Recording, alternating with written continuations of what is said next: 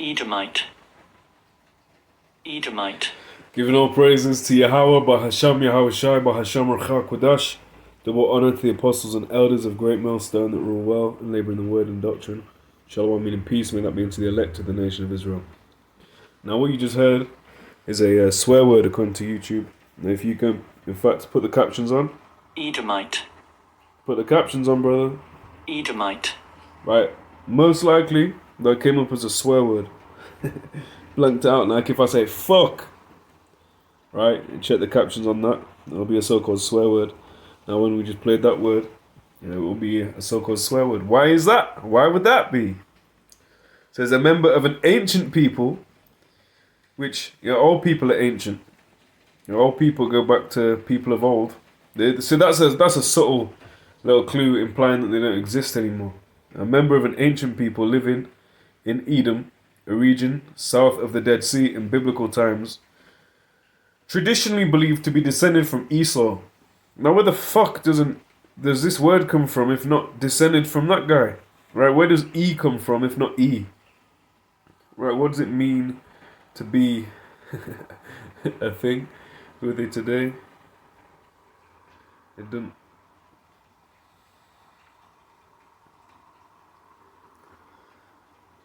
I've not read any of these, it's just interesting.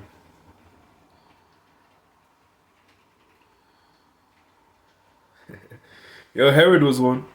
So anyway, now going into that the E word, I want to touch on Isaiah 14. So that's the question by the brother Mahar, aka Hapak, aka Mahar. Right, Isaiah 14 and 12. How art thou fallen from heaven, O Lucifer, son of the morning? How art thou cut down to the ground which didst weaken the nations? Now fallen from heaven. Let's get this word for heaven.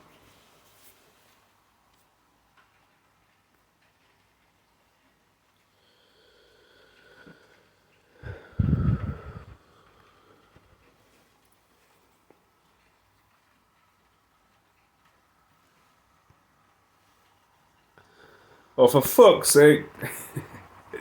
Come on, bro. Yeah, there we go. Right, that's another one. See, the YouTube algorithm, so-called swear word. What else is a swear word? The E word. Right. So that's why we don't want to offend any of y'all. Right, so the word is shamayam. It says heaven, heavens, sky, visible heavens, sky, as abode of the stars, as the visible universe, the sky, atmosphere, etc. Heaven as the abode of the Most High. Now, when you deal with this, it's dealing with being in a high up place. Now, if you say, well, they're in a high place in the society, you're not talking about that they might be dwelling in the heights, the clefts of the rock. But really, you're talking about what? They're in an elevated position. Hebrew E. They're in an elevated position. They're high up metaphorically. Right? And we'll find out this, or confirm this in the next few verses. So Lucifer is in a high up position. And let's look at the word Lucifer.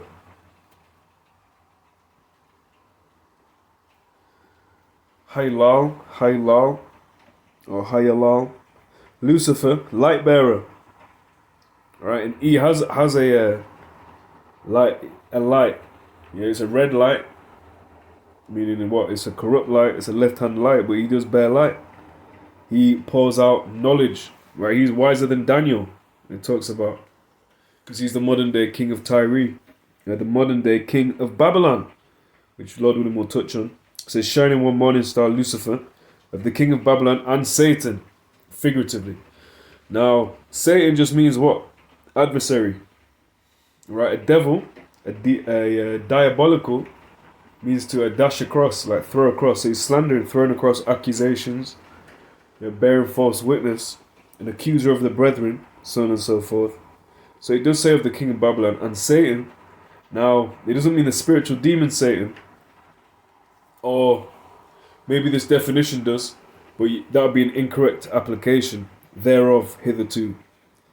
Alright, that would be an incorrect application, because although he's an adversary, he's in opposition to the cause of Yahawah, bahasham, Yahawashi, He is not the spiritual demon Satan. Lucifer is not talking about that. It says Hellel, describing the king of Babylon. Yeah, that's how they pronounce it. So verse 13, for thou said in thine heart, I will ascend into heaven, I will exalt my throne above the stars of Yahawah. I will sit also upon the mount of the congregation, the sides of the north. I will ascend above the heights of the clouds. I will be like the Most High. Now who's famous for saying that? Who's famous in the earth right now that's setting the moral code that all other people groups, ethnic groups ought to obey and live by? Who's in there putting his technology up on the Arabians? Now that proves that the Arabs can't be holistically. Now if you want to say the rulers of Saudi or whatever, we'll agree with you. But holistically, La Arabah. Alright, it says, I will ascend above the heights of the clouds. I will be like the Most High. Right, which is what? Which is pride. The next verse, yet thou shalt be brought down to hell, to the sides of the pit. Now hell and the pit. Hell was Sha'awal. It says Sheol, underworld, which is going off, underworld. It says grave, hell, pit. The underworld, the Sheol, the OT designation for the abode of the dead. What does it say? He that wandereth out the way of understanding shall remain in the congregation of the dead. Now he has understanding, but it's not godly understanding. Yeah, but his light is going to be put out. All that wisdom he's got, he's not going to prosper with it. So he's going to be brought down. It says, place of no return, without praise of God, without praise of the Most High. Wicked sent there for punishment. Now this is going into some hell doctrine, so it's off. Righteous not abandoned to it, of the place of exile. Right, so he's going to be in a spiritual exile. He's going to literally be in exile in terms of he's not going to rule over all the lands. But he's going to be in a place where he was the ruler. For example, let's use a good example here. Haile Selassie, the Elamite emperor of Ethiopia, which is a mouthful. His country got invaded in 1935, if I'm not mistaken. I believe it was on the 5th of May. And he had to run to the Queen of England. Wait, not the Queen of England. Let me just check this. Let me fact check it in my head. Let me say he had to run to the monarch of England. Right, he had to run to England in exile. He was in exile in the city or area of Bath. Or Bath, darling. Bath. Yeah? So he went from being the emperor, the ruler over a country, to a lowly little guy in England, man. And he got very sick. Because the weather here is fucked, especially if you're used to the temperatures out there in Ethiopia, right? And he was in England, so he lost his power seat. Eventually, he was reinstated until 1974, which is neither here nor there. Fuck that guy, with all due respect. So going into that, he was in exile, man. He went from being the top guy, he was known as the King of Kings, right? Nagusa Nagast. So just being some random little guy in England, man. Basically like us today. Because he was treated with more respect and dignity and so on. But nonetheless, he was just some random guy in England, man. He didn't have any rulership, any authority over the English people, etc. He was just sent to a next land. Just like he right now has the dominion of the whole earth. He be doing as he pleases. Whereas when the kingdom comes, he's going to fall from his higher state, heaven, to hell, to a very low place, man. Because hell means what? The grave, the pit, or the grave. So he's going to be brought down to the pit. This word for pit is bawa. This is pit well system. Else is a dungeon, right? Dungeons and Dragons. He's going to be the dragon in the dungeon, man. Okay. So that's dealing with E. Now what does he say? He says, he will exalt his throne above the stars of the Most High. He will sit upon the mount of the congregation in the sides of the north. Who else is famed for saying such a thing? Obadiah verse 3. The pride of thine heart hath deceived thee, thou that dwellest in the clefts of the rock, whose habitation is high. He's an elevated Hebrew. right? That saith in his heart, who shall bring me down to the ground?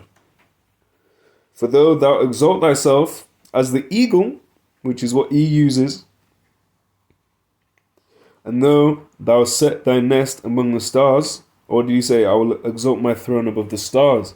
It says, thence will I bring thee down, saith Yahawah, bahasham, Yahawashi.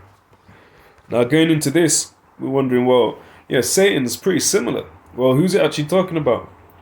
Isaiah 1:4, Isaiah 14 verse 4, that thou shalt take up this proverb against the king of Babylon, and say, how hath the oppressor ceased? The golden city ceased. Yahawah hath broken the staff of the wicked, the scepter of the rulers.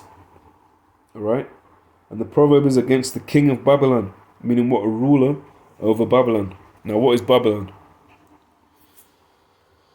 We can just search it up. Mystery Babylon. Yeah, that's the meaning of this. Because this hasn't come to pass. Yeah, Jake didn't go back to his land. What's he called? Zooted. Jake didn't go back to his land and put his oppressors in the situation that he was in when he was oppressed. Right, which verses 1 and 2 talk about. Yeah, the strangers cleaving unto Jake is the Israelite foreigners, and then the people that are taking them and bringing them, that's the strangers and the Israelites together are taking them. Who's the them? Them who ruled over them, right? Who took them captives and will possess them in the land of the Lord. That didn't happen, right? So it's talking about mystery Babylon, Babylonia. Revelation 17 and 1, and there, Salakia, because my phone is fucked. So I believe it says there came one of the 7 angels which had the 7 vials, and talked with me, saying unto me, come hither, I will shew unto thee the judgment of the great hall that sitteth upon many waters, with whom the kings of the earth, right? So there's one king, there's the king of Babylon, right? With whom the kings of the earth have committed fornication, and the inhabitants of the earth have been made drunk by the wine of her fornication. Now she's called a her, she's feminine because she's the whore Babylon. But the king of Babylon, he passed out that wine. And what does it say about that in Habakkuk, the 2nd chapter? Also, he is the man of sin, right? So although you're not going off to say he's the devil, you have to clarify it's not the spiritual demon Satan. It's the physical counterpart thereof hitherto. So 2 Thessalonians 2, verse 3, let no man deceive you by any means, for that day shall not come, except there come a falling away first. Right, so the day of Yahawah, bahasham, Yahawashi, when Yahawashi returns to redeem his elect of the nation of Israel, right, that day is not going to come except there be a falling away. AKA, unless we went through what we went through from around 68 AD, 70 AD. And that man of sin be revealed, the son of perdition. Now what does perdition mean? Destruction. Right, let's get this word. Because what does it say in Obadiah 1 and 18? Now there shall be none remaining of the house of Esau, for the Lord Yahawah, bahasham, Yahawashi have spoken it. So this is the word for perdition. Strong's G 684. Apoleia. And he's a poor liar, man. His lies, they don't add up. Right, he be telling on himself, man. Like it talks about in the Psalms, their tongue falls back upon them. And he messes himself up. And Salaki, I don't think I've tried pronouncing, I've got the guide to pronounce the last few words I read, or word I read. So forgive me on that. But you can always look it up. So it says destroying utter destruction of vessels. And what does it talk about in Romans 9? The Lord has made a vessel for honor, a vessel for dishonor. So one of them vessels is for destruction, man. It says a perishing, ruin, destruction of money, the destruction which consists of internal misery in hell. And he's going to be eternally miserable in his low condition. Alright? Or at least for 1,000 years. Verse 4, who opposeth and exalteth himself above all that is called the Most High, or that is worshipped, so that he is the Most High, sitteth in the temple of the Most High, shewing himself that he is the Most High. Is he the Most High? No, he's not. So he's heaping unto himself destruction, man, because he is the son of that. He is the light bearer, for now. The mystery of iniquity doth already work. Let's read that. 2 Thessalonians 2:7. For the mystery of iniquity, right, the mystery of unequalness, that's what iniquity means, or inequity, unequalness, doth already work. Only he who now letteth will let until he be taken out of the way. Alright, so, the Lord's letting him do what he needs to do. Because ultimately we need him. We need E. That's a topic. We need E, man. We need him to roll out the charagma, right, so that he condemns himself, so the Lord can destroy this place and save his elect. And so really we need E. We give thanks for having E around, man. Because he's a perfect vehicle to push this prophecy further and further out. Verse 8, and then shall that wicked be revealed. Then shall that wicked be revealed, whom the Lord shall consume with the spirit of his mouth, and shall destroy with the brightness of his coming. What does it talk about in Malachi? Malachi 1:4. Whereas Edom saith, we are impoverished, but we will return and build the desolate places. And thus saith Yahawah of hosts, they shall build, but I will throw down. And they shall call them the border of wickedness, and the people whom the Lord Yahawah bahasham Yahawashi hath indignation forever. The people against whom the Lord hath indignation forever. So the Lord hates them forever, man. That's the Lord. Alright, so let that wicked be revealed. And he's being revealed, man. He's unable to hide himself. Right, his seed is spoiled. He's through, man. Verse 9. Even him whose coming is after the working of Satan, with all power and the signs and lying wonders. So when we say, he is the physical counterpart to Satan, the spiritual demon. Why? Because his coming is after the working of Satan. He is he is Antichrist. Right? All Antichrist means is someone that's in opposition to the Messiah. So you've got many Jakes that are Antichrist. You've got all manner of heathen that are. But if you want to deal with the most adversarial nation, the ones that are most against it, who is it? It's him. If not where, and who is he? But let me clarify. There's not one singular Antichrist. Right? There are many. The scriptures say there are many. Alright? So he is through. He is Lucifer. He is the wicked. Let's think what else have we got. We'll read Obadiah. Because that's a...